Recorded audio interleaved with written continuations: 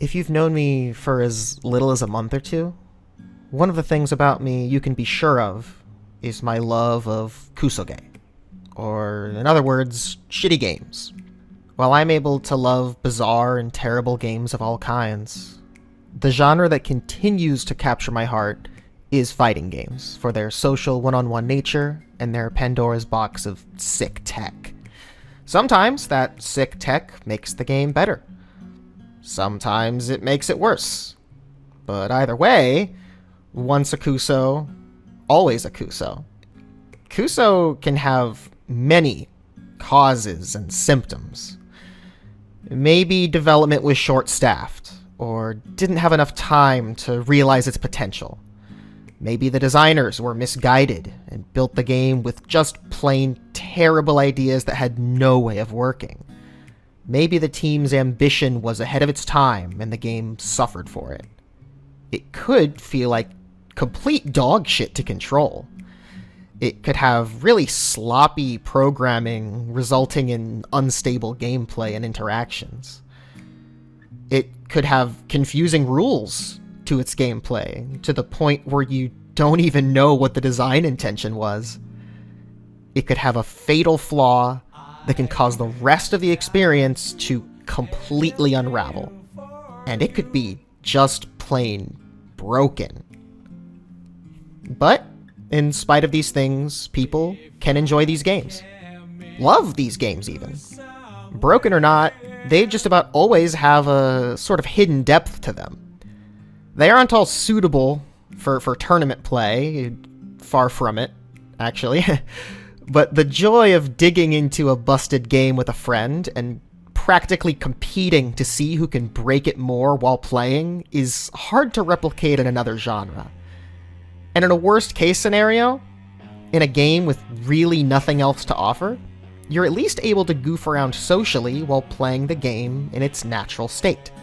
You don't need to do two-person comedic commentary in order to make it fun, like with most other bad games. When in good company, the fun of a good fighting game is just about always present in the fun of a bad one, too.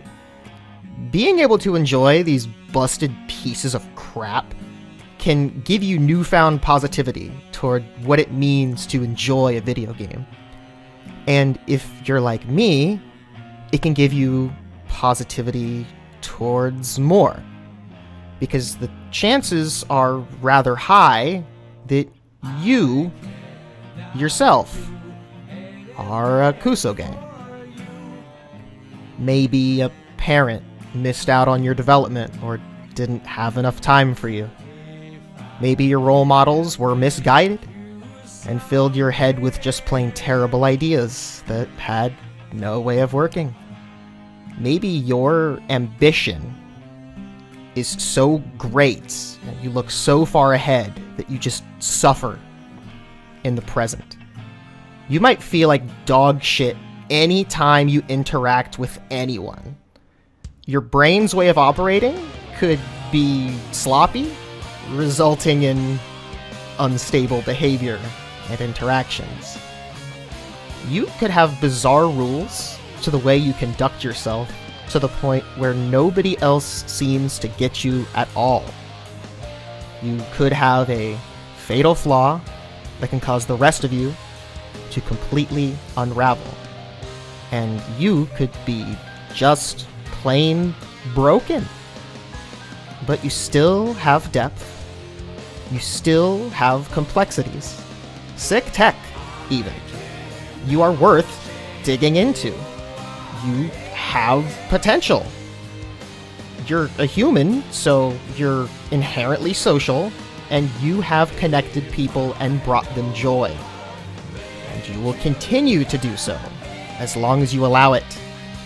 Not everyone is going to get you, but not everyone gets why Ragnagard is a fucking masterpiece either.